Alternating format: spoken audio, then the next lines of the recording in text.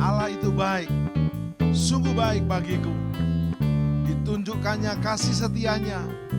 Dia menyediakan yang kuperlukan, menyatakan kebaikan. Allah itu baik, sungguh baik bagiku. Ditunjukkannya kasih setianya. Dia menyediakan yang kuperlukan, menyatakan kebaikan, menyatakan kebaikan, menyatakan kebaikannya bagiku.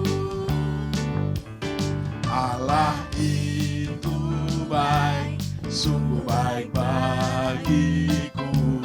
Ditunjukkannya kasih setianya. Dia menyediakan yang kuperlukan, menyatakan kebaikan, menyatakan kebaikan, menyatakan kebaikannya padaku. Kasih setianya tak pernah berubah. Yes, dulu, sekarang, dan selamanya. Ajaklah kuasa dalam namanya. Yesus tuh luar biasa. Kasih setianya tak pernah berubah. Dulu, sekarang, dan selamanya. Ajaiblah kuasa dalam namanya. Yesus pun luar biasa. Allah itu baik, sungguh baik bagiku dan bagimu. Kasih setianya tidak pernah berubah. Apapun yang terjadi dalam hidupmu, bersyukur, memuji, menyembah, muliakan Dia. Allah itu baik. Allah dalam Bapa Surgawi, Tuhan Yesus dan Roh Kudus, Tritunggal yang Esa. Yes, Allah itu baik. Allah itu baik, sungguh baik bagiku. Ditunjukkannya kasih setianya. Dia menyediakan yang kuperlukan, menyatakan kebaikan, menyatakan kebaikan, menyatakan kebaikannya padaku. Yes, kasih setianya tak pernah berubah. Dulu, sekarang, dan selamanya. Ajaiblah kuasa dalam namanya. Yesus pun luar biasa. Kasih setianya tak pernah berubah. Dulu, sekarang, dan selamanya. Ajaiblah kuasa dalam namanya. Yesus pun luar biasa. Yesus pun luar biasa. Yesus pun luar biasa. Tepuk tangan, Tuhan Yesus kita luar biasa. Yes, haleluya.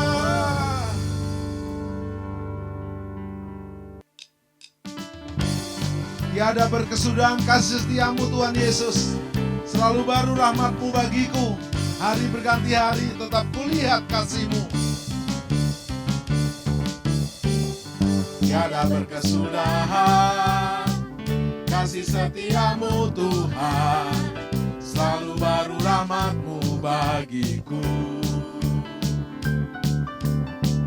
Hari berganti hari, tetap kulihat kasih-Mu, tak pernah berakhir di hidupku. Tiada berkesudahan, kasih setiamu Tuhan, selalu baru rahmat-Mu bagiku. Hari berganti hari, tetap kulihat kasih-Mu, tak pernah berakhir di hidupku. One, two, yes. Sungguh amat baik, untuk selama-lamanya. Tuhan Yesus baik, Tuhan Yesus baik, sungguh amat baik, untuk selama-lamanya. Tuhan Yesus baik, Tuhan Yesus baik, sungguh amat baik, untuk selama-lamanya.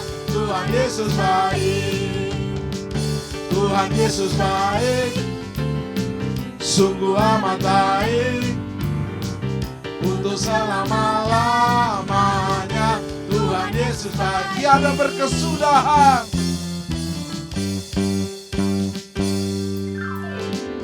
Tiada berkesudahan, kasih setiamu Tuhan, selalu baru rahmat-Mu bagiku.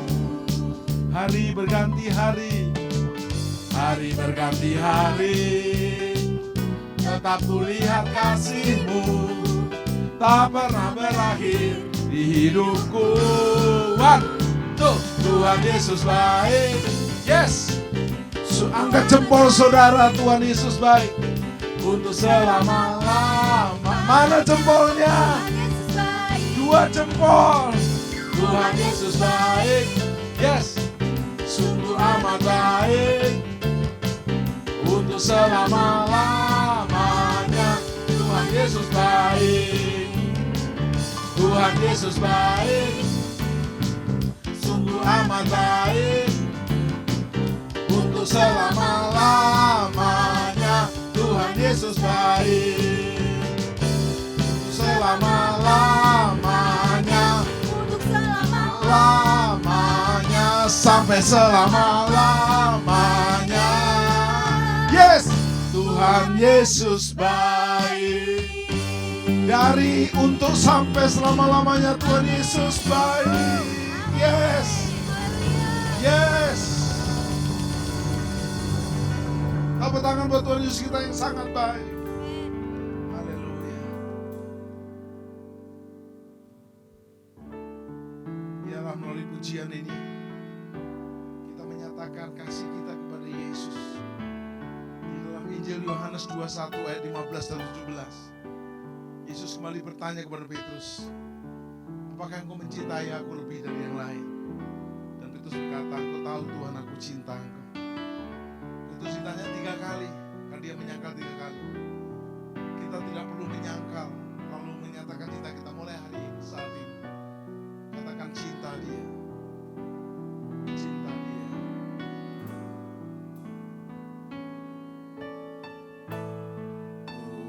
Cinta kau Yesus, hanya engkau bagiku Yesus. Sungguh ku rindu mengatakannya, betapa aku mengasihimu. Ku cinta kau Yesus, hanya engkau bagiku Yesus. Sungguh ku rindu mengatakannya, betapa aku mengasihimu.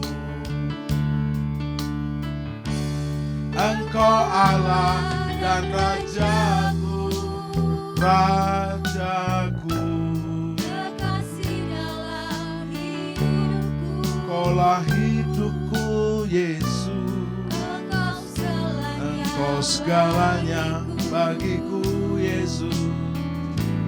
Ku bersyukur kepadamu, Engkau Allah, Yesus, Engkau Allah dan Rajaku, kekasih dan hidupku. Yes, Engkau segalanya bagiku. Ku bersyukur kepadamu. Biar musik menyanyikan pujian ini. Karena begitu besar kasih Bapa di surga kepada kita, diberikan anak yang tunggal Yesus Kristus. Dia telah mati menjadi tebusan bagi dosa kita. Kasih dari Bapa begitu besar, dinyatakan begitu dahsyat oleh pengorbanan Yesus. Adalah layak kalau Yesus bertanya, apakah Engkau mengasihi aku? Bukan hanya kepada Petrus, juga kepada saudara dan saya. Hari-hari ini pandemi belum selesai, pencobaan belum habis, bisa silih berganti. Tapi ingat, kasih Tuhan tidak pernah berubah dari kepadamu. Yang terpenting, katakan, ku cinta Engkau Yesus, hanya Engkau bagiku Yesus. Sungguh ku rindu mengatakannya terus menerus. Sadrak Mesah Abednego berkata, sekalipun Allah kami tidak mampu menolong kami dari api yang membara, kami tetap tidak akan menyembah kepada kaisar, tidak menyembah kepada ilah Babel. Kami akan tetap setia, tidak menyembah kepada Nebukadnezar. Dan Allah membela iman Sadrak, Mesah dan Abednego. Pastikan hari ini cintamu kepada Yesus di akhirnya akhir zaman ini makin deep, makin dalam. Katakan bersama-sama, ku cinta Kau Yesus. Ku cinta Kau Yesus, hanya Engkau bagiku Yesus.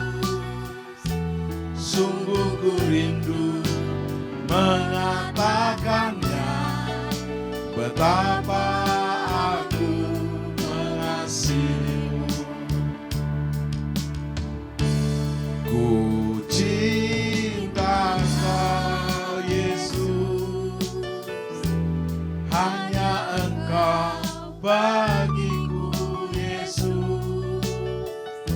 Sungguh ku rindu mengatakannya, betapa aku mengasihimu. Engkau Allah, Engkaulah satu-satunya Tuhan Allah dan Rajaku Yesus.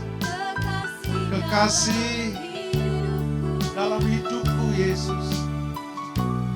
Mari kita angkat tangan kita. Yesus, Kau segalanya bagiku.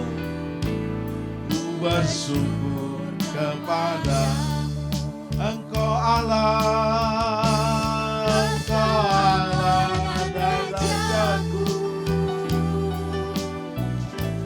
kekasih dalam hidupku. Engkau segalanya bagiku. Ku bersyukur kepadamu, ku bersyukur kepadamu, ku bersyukur kepadamu. Mari kita sembah tanpa ada permohonan apapun. Mari sembah, sembah Yesus. Kira lama syandara lama syandara lama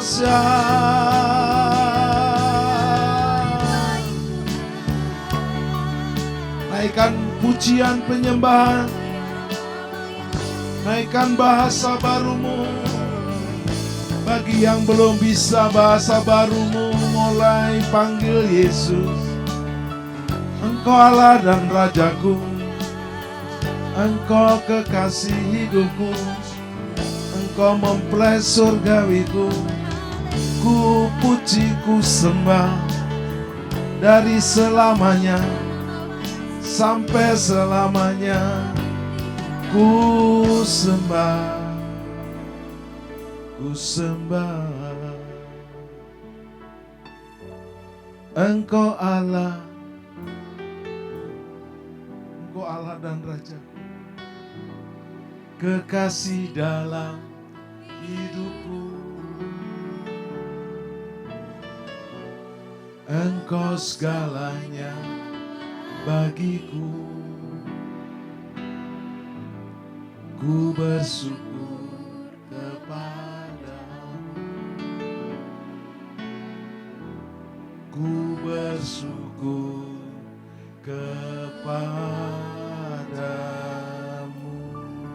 Tepuk tangan buat Yesus, Tuhan kita yang mulia.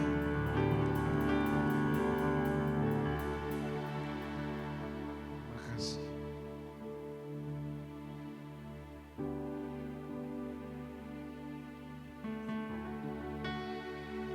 Darahmu Yesus menebus dosaku. Bilurmu Yesus, 1 Petrus 2:24, menyembuhkanku. Yang lumpuh berjalan, yang buta melihat. Engkau Yesus Tuhan, penyembuhku. Darahmu Yesus tebus dosaku. Bilurmu Yesus menyembuhkanku. Yang lumpuh berjalan, yang buta melihat. Engkau Yesus Tuhan penyembuhku. Darahmu Yesus tebus dosaku. Bilurmu Yesus menyembuhkanku. Yang lumpuh berjalan, yang buta melihat. Engkau Yesus Tuhan penyembuh.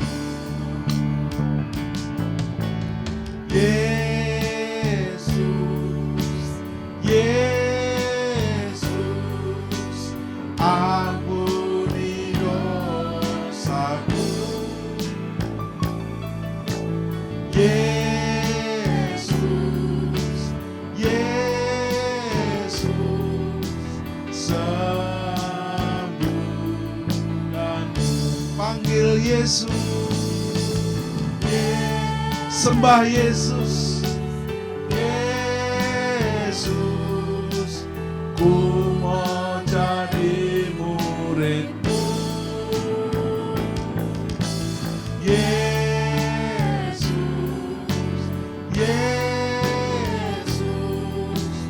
ku mau jadi mempelai.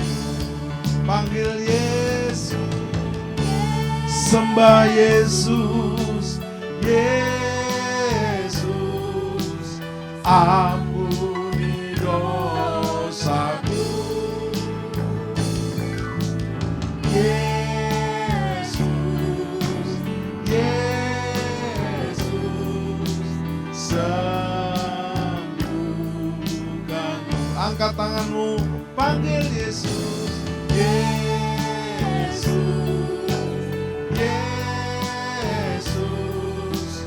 ku mau jadi murid-Mu. Yesus,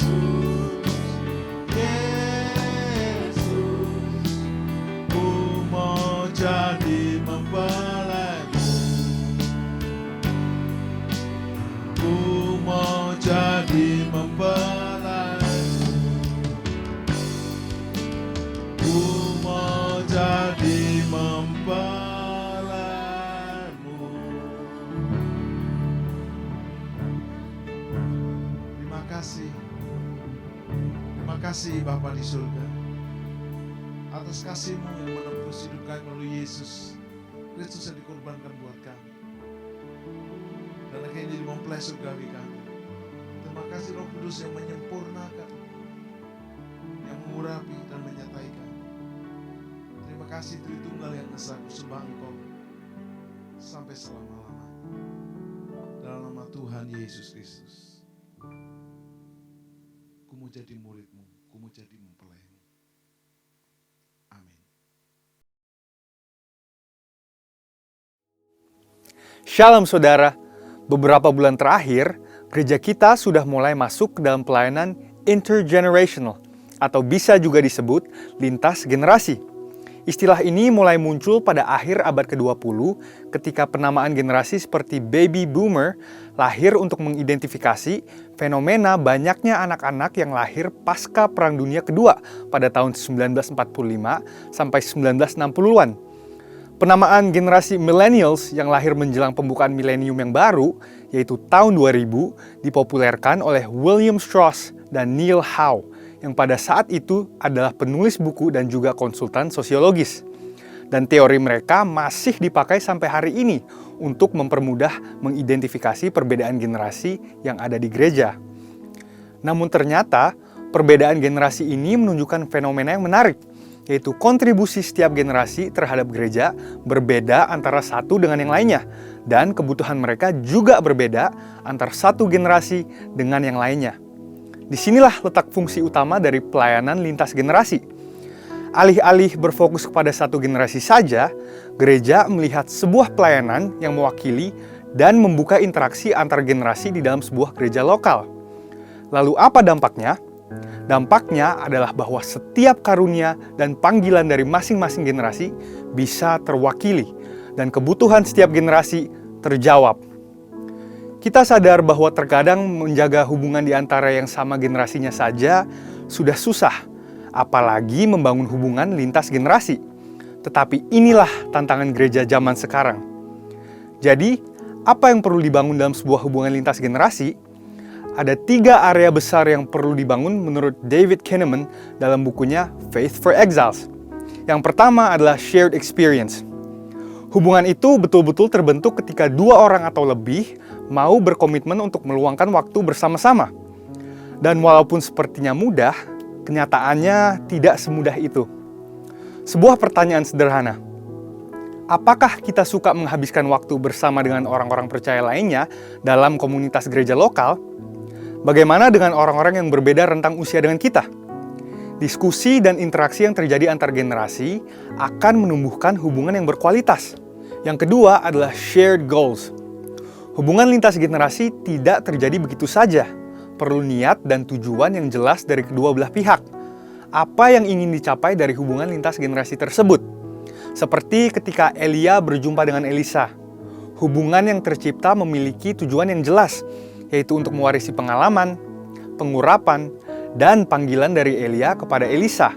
Atau ketika Paulus memanggil Timotius, tujuannya pun jelas, yaitu untuk mendidik dan memperlengkapi Timotius muda untuk menjadi hamba Allah yang nantinya akan meneruskan pelayanan Injil di tempat yang sudah ditentukan Allah baginya.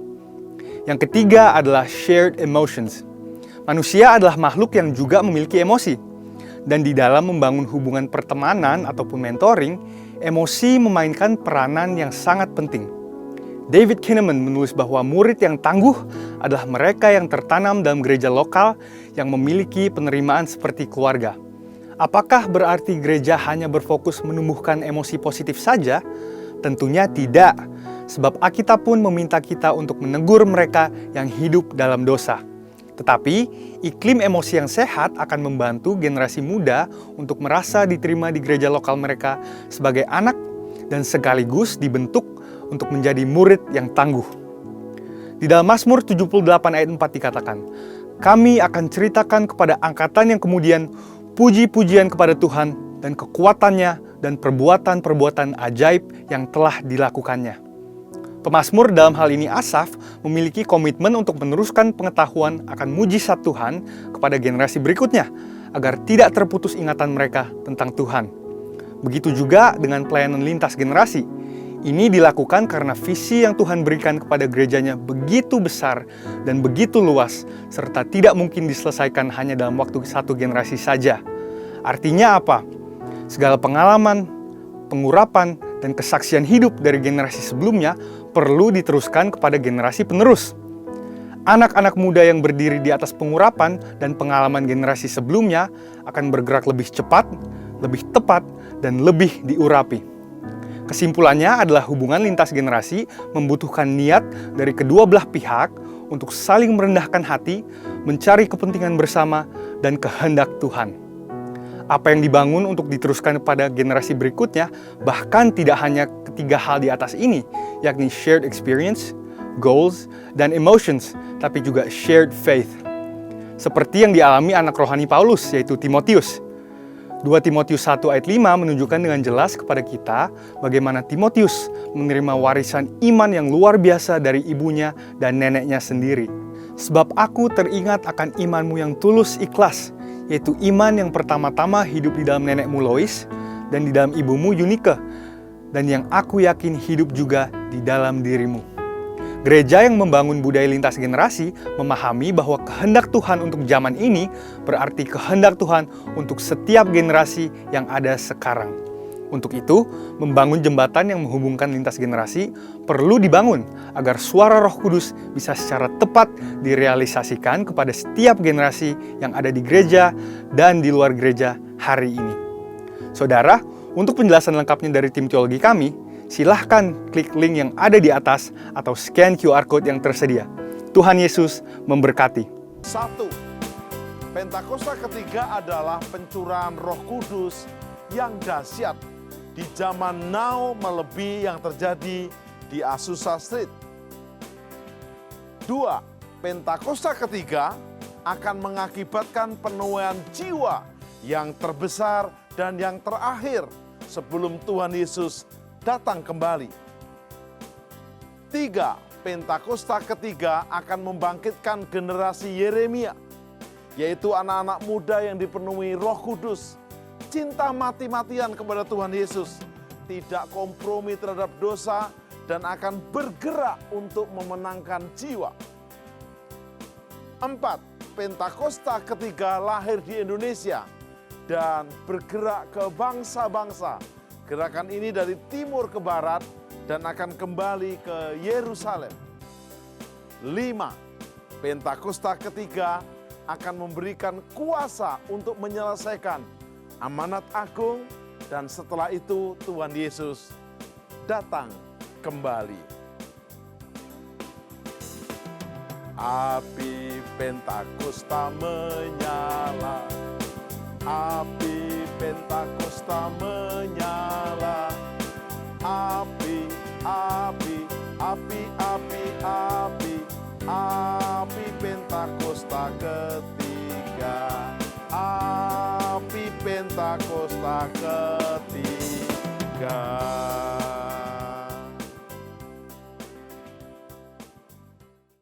Salam miracle. Yesus Kristus adalah masternya miracle. Yesus dikandung, dilahirkan, dan hidupnya penuh dengan miracle.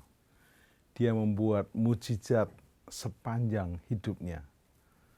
Lumpuh berjalan, buta dibuat melihat, tuli mendengar, kusta disembuhkan, dirasuk setan dilepaskan, bahkan mujizat di alam semesta, mujizat di segala perkara. Akhirnya bahkan di puncak mujizatnya, dia mati di kayu salib, dikuburkan dan dibangkitkan.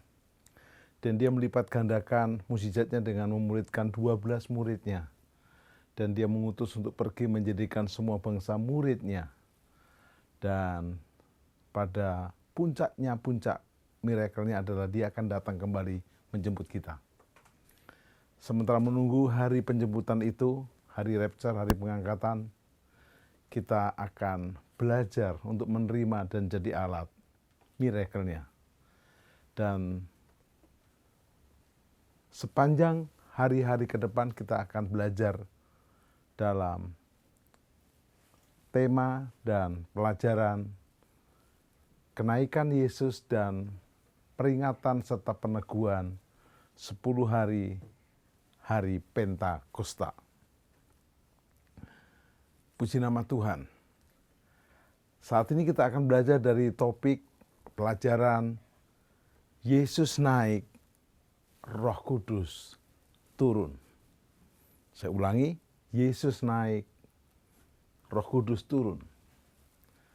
Peringatan dan peneguhan 10 hari penantian pencurahan Roh Kudus di hari Pentakosta dimulai dengan hari kenaikan Yesus ke surga. Puji Tuhan, di Indonesia kita merayakan hari kenaikan Isa Al-Masih, kenaikan Yesus Kristus ke surga. Yang sedang kita tunggu adalah hari turunnya Yesus dari surga menjemput kita. Dan 10 tema ke depan kita akan belajar tentang menunggu kuasa di Yerusalem, bertekun dalam doa, menantikan janji Bapa, peran Roh Kudus bagi murid Yesus Kristus. Jangan memadamkan Roh Kudus, jangan mendukakan Roh Kudus, jangan menghujat Roh Kudus. 9 karunia Roh Kudus, mengobarkan api Roh Kudus, serta terus dipenuhi dan dipimpin Roh Kudus sampai dengan rapture.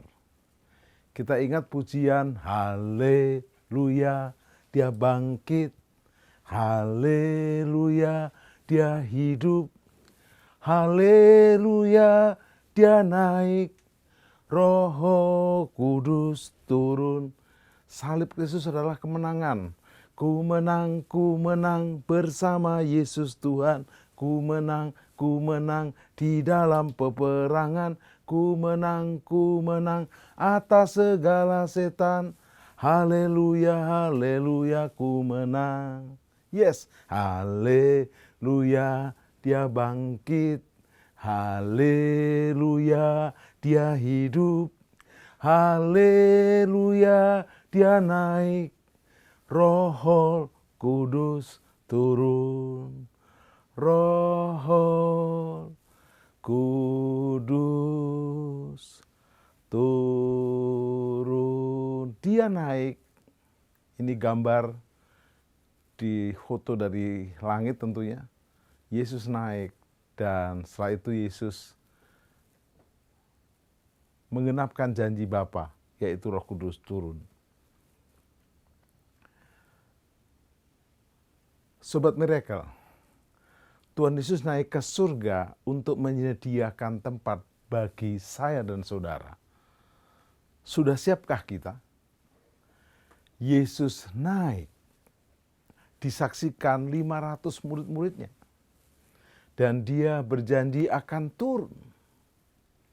Dan apa yang menarik, hari raya kenaikan Tuhan Yesus itu dirayakan dengan suatu pesan yang penting, yaitu suatu otoritas. Kepadaku telah diberikan segala kuasa di surga dan di bumi. Karena itu pergilah, jadikanlah semua bangsa muridku, dan baptislah mereka dalam nama Bapa dan Anak dan Roh Kudus. Keren banget. Dan ajarlah mereka melakukan apa yang telah kuperintahkan kepadamu. Dan ketahuilah, kata Yesus Tuhan, aku menyertai kamu senantiasa sampai akhir zaman.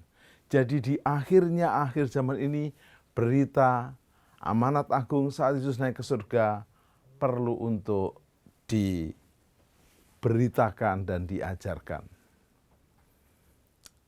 Sobat Miracle, kita akan mencoba mengerti makna dan berkat dari kenaikan Yesus ke surga.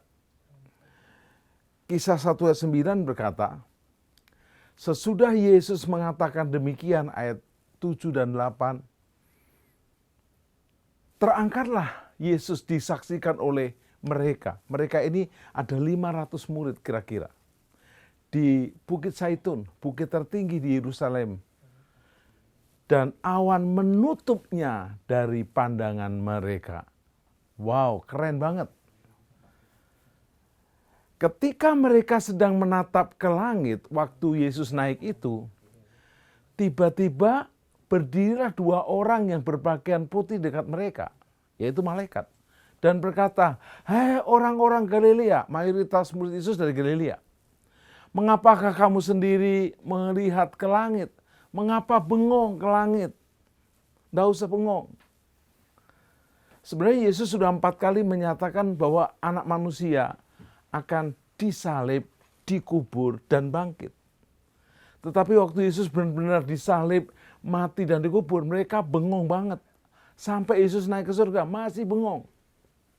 Tapi tentu Bapa Surgawi dalam Yesus dan Roh Kudus sabar. Sehingga dikirim malaikatnya dan berkata, Yesus ini yang terangkat ke surga, meninggalkan kamu, akan datang kembali. Dengan cara yang sama seperti kamu melihat dia naik ke surga. Yang menyaksikan kenaikan Yesus ke surga hanya kualitas murid. Maka yang menyambut kedatangan Yesus dari surga hanya murid. Anda dan saya periksa diri apakah kualitasmu sudah murid atau murid-muridan. Mohon maaf. Sudah Kristen yang sejati yaitu murid atau Kristen-Kristenan.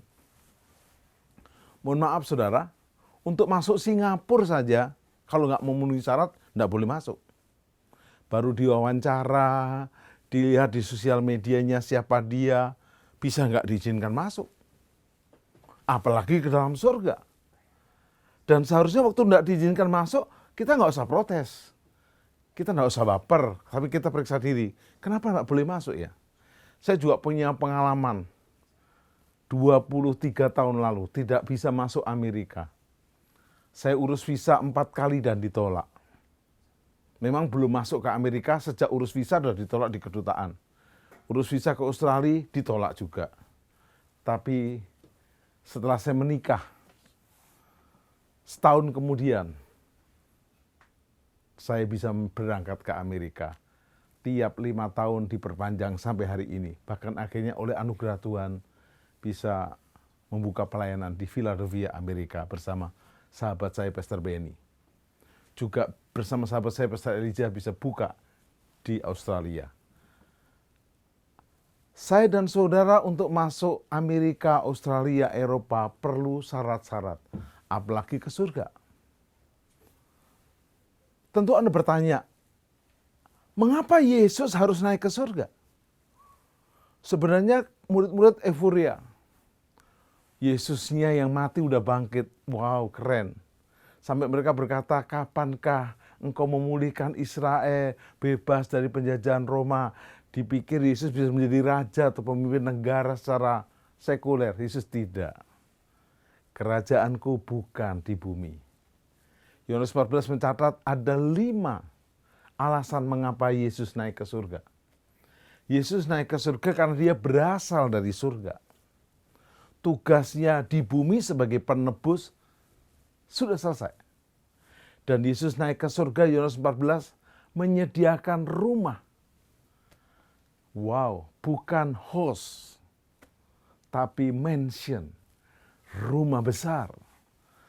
Tempat bagi kita, dan aku akan datang menjemput kamu kembali. Saat rapture nanti, 1 Tesalonika 4 dan 1 Korintus 15 ayat 51. Dan yang keempat dasar, Yesus akan mengirim Roh Kudusnya. Karena itu, Yesus naik, Roh Kudus turun. Roh Kudus adalah Parakletos, sang penghibur, sang penolong kita. Dan yang kelima dahsyat, Yesus sebagai pengantara yang berdoa bagi kita. Mohon maaf, Yesus bukan minta didoakan. Justru dia pengantara mendoakan kita. Ini kenaikannya yang sempurna. Kita akan dalami satu persatu dengan kita menikmati berkat kenaikannya ke surga. Yang pertama, Yesus berasal dari surga, oleh karena itu ia harus kembali ke surga. Yohanes pasal 8 ayat 23 berkata, lalu Yesus berkata kepada mereka, kamu berasal dari bawah, aku dari atas. Kamu dari dunia ini, aku bukan dari dunia ini. Yohanes 13 ayat 3 dikatakan, Yesus tahu bahwa ia datang dari Allah dan kembali kepada Allah. Wow. Ditinggikan, dimuliakan, Yesus memang layak ditinggikan, dimuliakan. Karena dia berasal dari surga, kembali ke surga. Kalau ada yang tanya, jadi surga itu di atas? Kemungkinan besar iya. Neraka di bawah, dilempar ke neraka. Yang kedua, tugasnya Yesus sebagai penebus umat manusia mati, disalib, dikubur, bangkit. Sebagai penebus umat manusia yang berdosa, sudah selesai. Yohanes 4 ayat 34 berkata, kata Yesus kepada mereka, makananku ialah melakukan kehendak Dia yang mengutus aku dan menyelesaikan pekerjaannya. Pekerjaannya Yesus adalah Yesus mati disalib menjadi tebusan. Kalau boleh lalukan cawan ini daripadaku, tapi bukan kehendakku yang jadi, kehendakmu. Dan Yesus memuridkan 12 muridnya. Tetapi mungkin Anda berkata, tapi ada murid Yesus yang berkhianat, Yudas. Oke, fair. Allah memberi kehendak bebas. Tapi Yudas sudah digantikan Matias. Saudara pun kalau tidak mau masuk dalam rencananya, ada gantinya. Bahkan saya pun kalau tidak mau melayani hari ini, saat ini, ada gantinya. Yohanes 19 ayat 30 berkata, sesudah Yesus meminum anggur asam itu di kayu salib, Yesus berkata, sudah selesai. Tetelestai, bahasa Aramnya. Lalu ia menundukkan kepalanya dan menyerahkan nyawanya. Yesus mati bukan kehabisan darah. Dia menyerahkan nyawanya. Tugasnya di bumi sudah selesai. Di atas kayu salib Tuhan Yesus menyatakan bahwa ia dan semua tugas dan pekerjaannya sudah selesai. Tugas dari Bapanya sudah selesai. Sama halnya dengan kita. Saat tugas kita yang sudah selesai, maka kita akan kembali rapture, dijemput bersama Dia ke surga. Sobat Miracle yang ketiga kita bahas. Yesus naik ke surga menyediakan tempat bagi kita. Di rumah Bapakku banyak tempat tinggal. Jika tidak demikian tentu aku mengatakannya kepadamu. Sebab aku pergi ke situ untuk menyediakan tempat bagimu. Dan apabila aku telah pergi ke situ dan menyediakan tempat bagimu, aku akan comeback, datang kembali. Wow, tak lama lagi kita berjumpa Tuhan. Tak lama lagi kita berjumpa Tuhan. Tak lama lagi kita berjumpa Yesus. Haleluya, haleluya, kita berjumpa Yesus. Dia akan datang menjemput kita di awan-awan. Yang keempat, mengirim Roh Kudusnya untuk kita. Jadi kalau kita mungkin rasanya lemah, rasanya berat, karena Anda berjuang tanpa Roh Kudus. Yesus berkata, tunggu di Yerusalem sampai menerima. Yaitu Yohanes 16 ayat 7 dan 8. Namun benar yang kukatakan ini, kata Yesus, adalah lebih berguna bagi kamu jika aku pergi. Sebab jikalau aku tidak pergi, penghibur Roh Kudus Parakletos tidak datang kepadamu. Tetapi jikalau aku pergi, aku akan mengutus Dia kepadamu. Dan kalau Ia datang, Ia akan menginsafkan dunia akan dosa, kebenaran, dan penghakiman. Dahsyat banget. Secara fisik waktu Yesus ada di muka bumi, Dia ada di Yerusalem, nggak ada di Bethlehem, dan seterusnya. Sehingga waktu Lazarus mati di Betania karena Yesus belum datang. Walaupun akhirnya dibangkitkan. Tapi hari ini di mana saja, kapan saja, di mana dan kapan saja, Roh Kudus selalu ada. Karena Dia omnipresent, maha hadir. Yang kelima, sebagai pengantara bagi kita atau pendoa syafaat untuk kita, agar kita selamat secara sempurna. Agar roh, jiwa, dan tubuhku terpelihara sempurna. Mengenai keselamatan bagi kita atau seorang percaya ada 3 hal. Sekalian tidak selamat, hampir-hampir tidak selamat, selamat tapi betul-betul nyaris, selamat secara sempurna. Tuhan Yesus mau agar kita selamat secara sempurna. Seperti 1 Tesalonika 5 ayat 23, agar roh, jiwa dan tubuhku terpelihara sempurna. Hidup kudus dan tak bercacat di hadapan-Mu, mulia suci pada kedatangan-Mu. Hosana, Hosana, datanglah Tuhan Yesus. Hosana, Hosana, ku merindukanmu.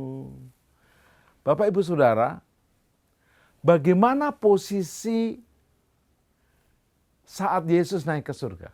Lukas 24 ayat 51, seperti wartawan Lukas mencatat. Dan ketika Yesus sedang memberkati mereka, tangannya begini, Yesus terpisah dari mereka dan terangkat ke surga. Tuhan Yesus bukan menuding seperti hakim, jaksa, mengetok palu seperti hakim, menuding seperti jaksa. Tapi Tuhan Yesus memberkati murid-muridnya dan langsung terangkat ke surga. Keren banget. Malaikat berkata, jangan bengong, Yesus akan datang lagi.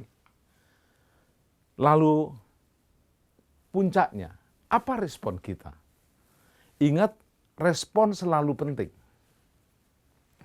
Ketika mereka sedang menatap ke langit, waktu Yesus naik itu, tiba-tiba berdirilah dua orang yang berpakaian putih dekat mereka. Tentu ini malaikat, dan berkata kepada mereka, hai orang Galilea, mayoritas murid Yesus dari Galilea, mengapakah kamu berdiri bengong melihat ke langit?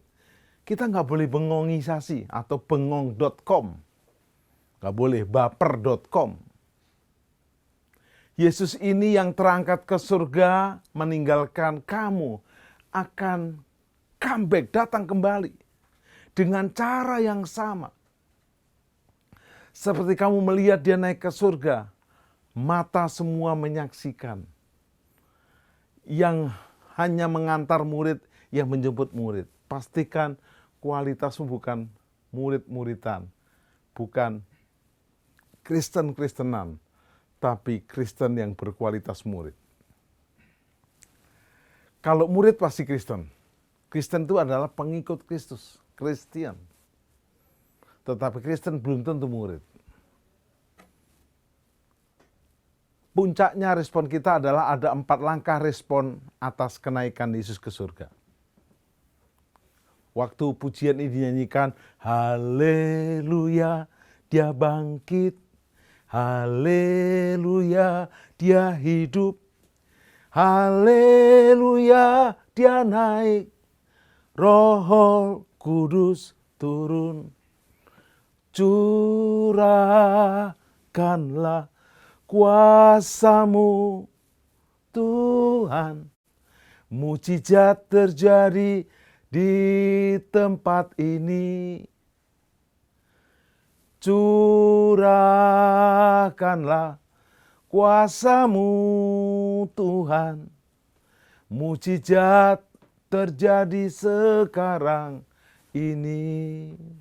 Nomor 1, murid-murid tidak langsung pergi, namun menanti Roh Kudus di loteng Yerusalem.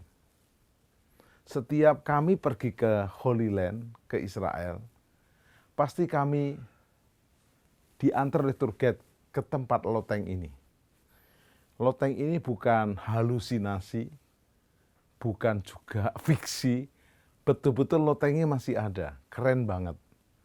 Karena bangunannya dari batu, mereka menunggu, menanti 10 hari tepatnya. Sehingga disebut Pentakosta. Hari ke-50 karena Yesus bangkit sampai Yesus naik itu 40, tambah 10 namanya hari ke-50. Yang kedua, mereka semua bertekun dan sehati. Tentu nggak mudah bertekun dan sehati dalam kondisi seolah-olah mereka kehilangan yang dikasih.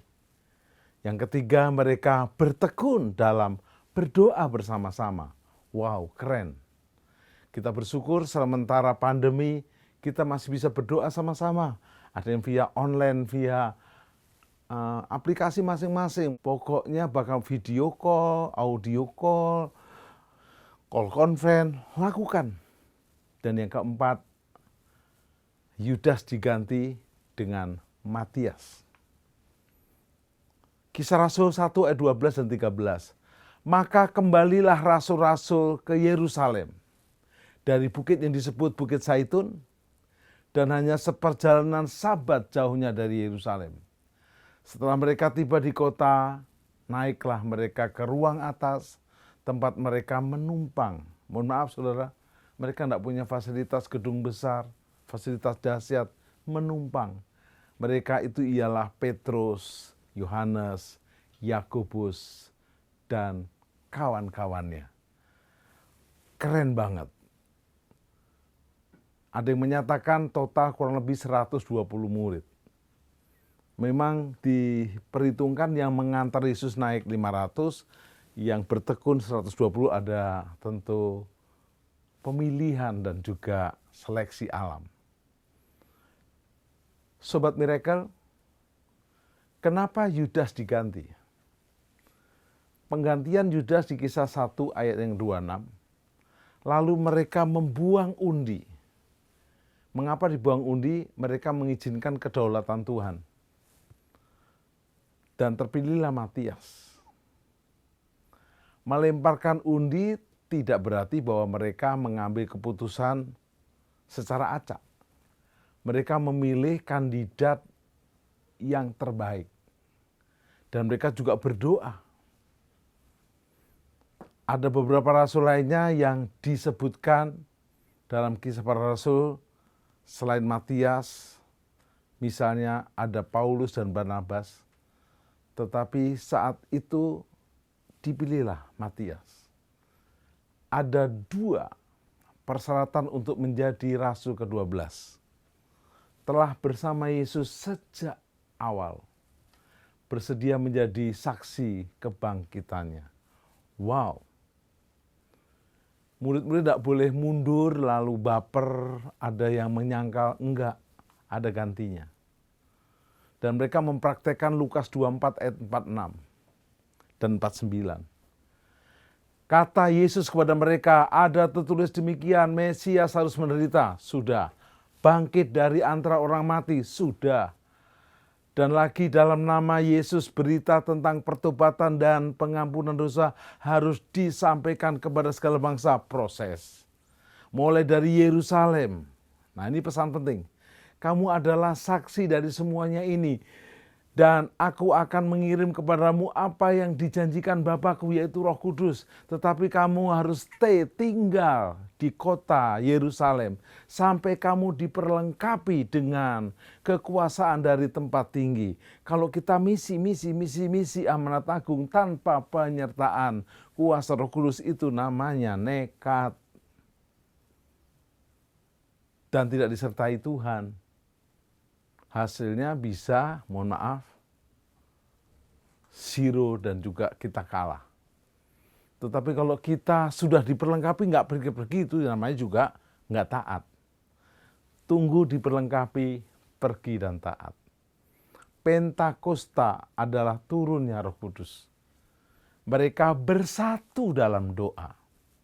Maka kembalilah rasul-rasul itu ke Yerusalem, ke bukit yang disebutkan, yaitu Bukit Zaitun, yang hanya seperjalanan sabat jauhnya.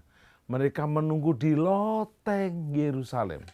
11 murid utama plus Matias 12, dan yang dahsyat, mereka akhirnya menjadi bertumbuh 120 anggota gereja mula-mula.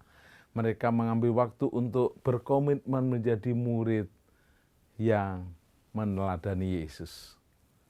Kita tahu ada begitu banyak pujian bertema Roh Kudus untuk membangkitkan iman kita.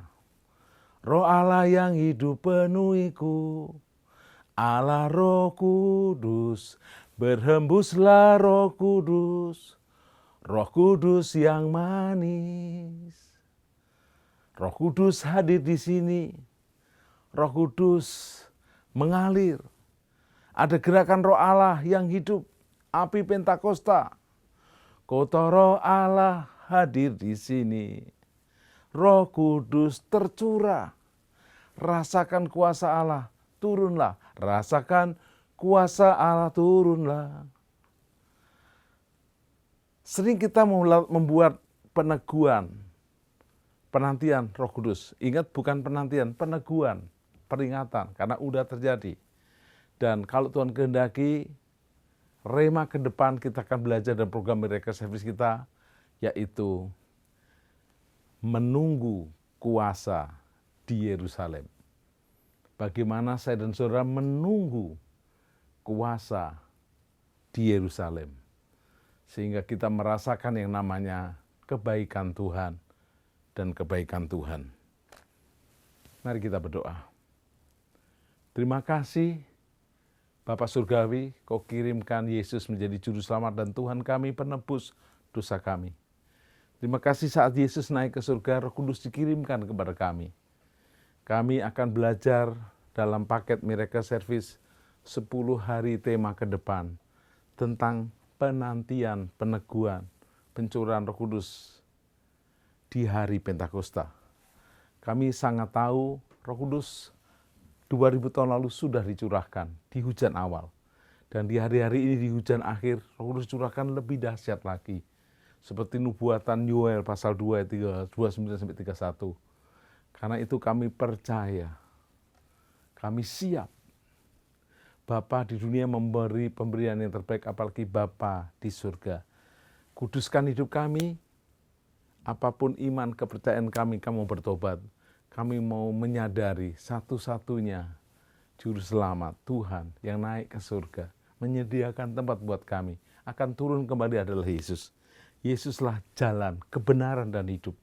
Kami mau bertobat dari dosa kami, kami menjadikan Yesus Juru Selamat dan Tuhan kami dan seisi rumah kami diselamatkan. Yang sakit, terima kesembuhan, terima pemulihan. Seisi rumahmu diselamatkan. Kau sehat roh dan jiwa dan tubuh sampai Maranatha Rapture. Sampai Yesus mengangkat kita di awan-awan ke surga. Dalam berkat Bapa, Tuhan Yesus, dan Roh Kudus menyertaimu. Mulai hari ini, sampai Rapture, sampai pengangkatan dalam nama Yesus. Amin. Salam Miracle. Deklarasi iman Mazmur 91 dalam lindungan Allah. Orang yang duduk dalam lindungan yang maha tinggi dan bermalam dalam naungan yang maha kuasa akan berkata kepada Tuhan, tempat perlindunganku dan kubu pertahananku, Allahku yang kupercayai. Sungguh, dialah yang akan melepaskan engkau dari jerat penangkap burung, dari penyakit sampar yang busuk. Dengan kepaknya ia akan menudungi engkau, di bawah sayapnya engkau akan berlindung. Kesetiaannya ialah perisai dan pagar tembok. Engkau tak usah takut terhadap kedahsyatan malam, terhadap panah yang terbang di waktu siang, terhadap penyakit sampar yang berjalan di dalam gelap, terhadap penyakit menular yang mengamuk di waktu petang. Walau 1000 orang rebah di sisimu dan 10.000 rebah di sebelah kananmu, tetapi itu tidak akan menimpamu. Engkau hanya menontonnya dengan matamu sendiri dan melihat pembalasan terhadap orang-orang fasik. Sebab Tuhan ialah tempat perlindunganmu, yang maha tinggi telah kau buat tempat perteduhanmu.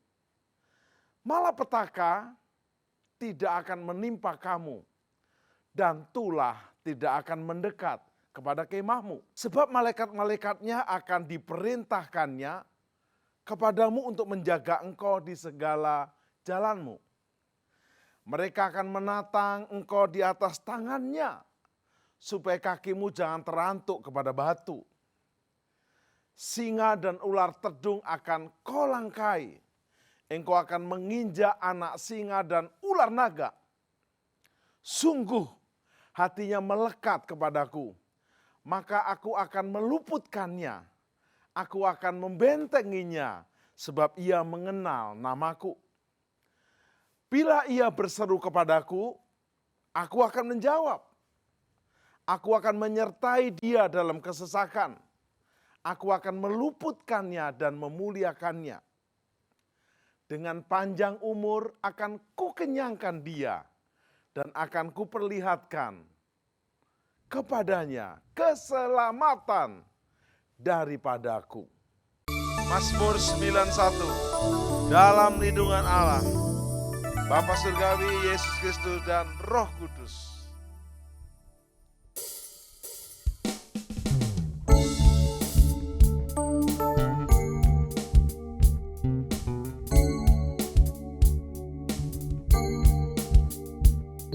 Orang yang duduk dalam lindungan yang maha tinggi dan bermalam dalam naungan yang maha kuasa, akan berkata kepada Tuhan tempat perlindunganku dan kubur pertahananku, Allahku yang ku percayai. Sungguh Dialah yang akan melepaskan engkau dari jerat penangkap burung, dari penyakit sampar yang busuk. Dengan kepahnya Ia akan menudungi engkau, di bawah sayapnya engkau akan berlindung. Kesetiaannya ialah perisai dan pagar tembok. Engkau tak usah takut terhadap kedahsyatan malam, terhadap panah yang terbang di waktu siang, terhadap penyakit sampar yang berjalan di dalam gelap, terhadap penyakit menular yang mengamuk di waktu petang. Walau 1000 orang berbagi sisimu dan 10.000 di sebelah kananmu, tetapi itu tidak akan menimpamu. Engkau hanya menontonnya dengan matamu sendiri dan melihat pembalasan terhadap orang-orang fasik. Sebab Tuhan ialah tempat perlindunganmu, yang maha tinggi telah kau buat tempat perteduhanmu. Malapetaka tidak akan menimpa kamu, dan tulah tidak akan mendekat kepada kemahmu. Sebab malaikat-malaikatnya akan diperintahkannya kepadamu untuk menjaga engkau di segala jalanmu. Mereka akan menatang engkau di atas tangan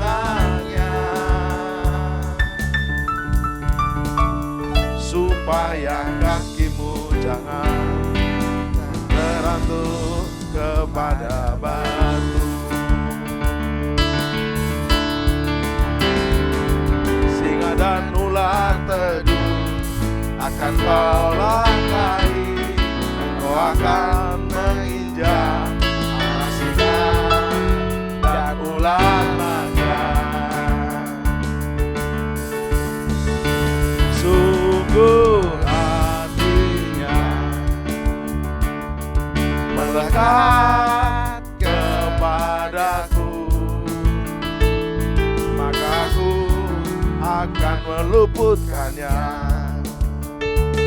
Aku akan membentenginya, sebab Dia mengenal namaku.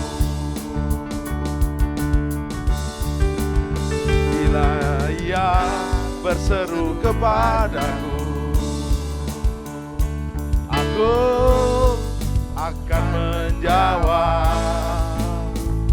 Aku akan menyertai Dia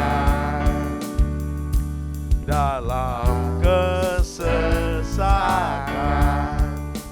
Aku akan meluputkannya dan memuliakannya.